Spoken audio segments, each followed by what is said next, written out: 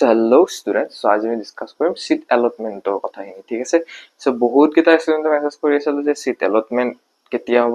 So আজি তোমালোকৰ দ্বিতীয় ৱেবসাইটত যাই পেলাই মানে ই সামাৰ পৰ্টেলত যাই পেলাই চাব পাৰা সিট এলটমেন্ট হৈ গৈছে তোমালোকৰ এতিয়া। সো তোমালোকে যোনকেইটা ব্ৰাঞ্চ পাইছা সো সেইকেইটা ল'বা নে নল'বা। সো ঠিক আছে, সো প্ৰথম কথাটো আহি গ'ল যে ব্ৰাঞ্চ যোনকেইটা পালো, ঠিক আছে।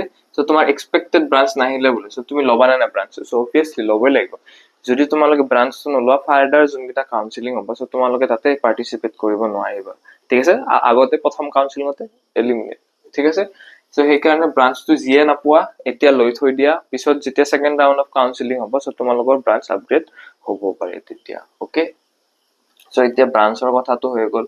আৰু এটা মানে ষ্টুডেণ্টে সুধিছে যে AECৰ যোনটো ৱেবসাইট আছে আৰু কেইখনমান ইনষ্টিটিউটৰ সেইকেইখন কলেজৰ মানে ইনষ্টিটিউটৰ আগতে মানে নটিফিকেশন আহিছে যে ডকুমেন্ট ভেৰিফিকেশন বুলি আগতে বস্তু আহিছে। সো কিয় আহিছে এতিয়া গম পালা, মানে আগতে গম পাইছিলে AECয়ে যে সিট এলটমেন্ট আজি হ'ব বুলি, ঠিক আছে। সো আজিয়ে নটিফিকেশন আহিছে ডকুমেন্ট ভেৰিফিকেশনৰ কাৰণে, আৰু সিট এলটমেন্টও আজি হৈছে, কিন্তু ভেৰিফিকেশনৰ নটিচটো আগতে আহিছে, ওকে। সো কি ডকুমেন্টস লাগে তোমালোকৰ ভেৰিফিকেশনৰ কাৰণে, ঠিক আছে। সো এইটো এডমিশনৰ কাৰণে আৰু সো তোমালোকে এডমিশন হোৱাৰ লগে লগে হৈ গ'ল আৰু তাৰপিছত তোমালোকে AECN JECN যোনখন ইনষ্টিটিউট পোৱা সো সেইটো হৈ যাব আৰু। তো ডকুমেন্টছত তোমালোকক কি লাগিব, সো যোনখিনি তোমালোকে কাউন্সিলিঙৰ কাৰণে এপ্লাই কৰিলা আৰু যোনখিনি তোমালোকৰ ডকুমেন্টস ভেৰিফিকেশনৰ কাৰণে গোটেইকেইটা ৱেবসাইট AEC JEC যোনকেইখন ইনষ্টিটিউটত তোমালোকৰ নটিচ দিছে সবৰে তুমি ধৰা JECত পাইছা, তোমালোকে JEC ৱেবসাইটত যাই পেলাই চোৱা কি ভেৰিফিকেশন ডকুমেন্টছৰ কাৰণে ডকুমেন্টস লাগে। আৰু AECৰ কাৰণে তো দিয়াই আছে এতিয়া, আৰু বাকীখন ইনষ্টিটিউটতো আহিছে তোমালোকৰ ডকুমেন্ট ভেৰিফিকেশনৰ কাৰণে কি বস্তু লাগে। সো তোমালোকে সেইখিনি লৈ যাবা, ওকে। সো জেনেৰেলি তোমালোকে আৰু এটা বস্তু নাপাহৰিবা যে মেডিকেল চাৰ্টিফিকেটখন নাপাহৰিবা।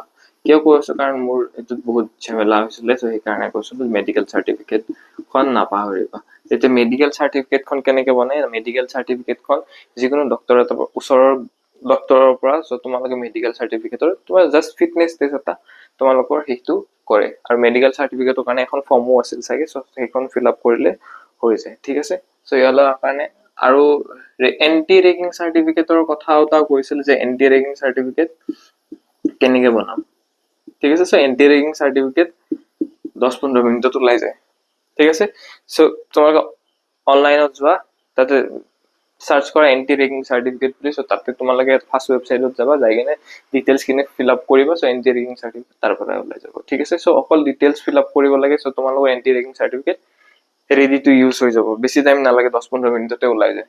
আৰু কি আছিলে, আৰু বাকীখিনি ডকুমেন্টছ কিন্তু যোনখিনি নৰ্মেল, সো এইখিনি medical certificate, anti ragging certificate আৰু এইখিনি, আৰু বাকীখিনিতো নৰ্মেল বস্তু থাকে, তোমালোকে তাতে চাই ল'ব পাৰিবা। সো ইয়ালৈ অহাৰ কাৰণে thank you, okay. So bye bye, good night, take care, sweet dreams, and all the very best.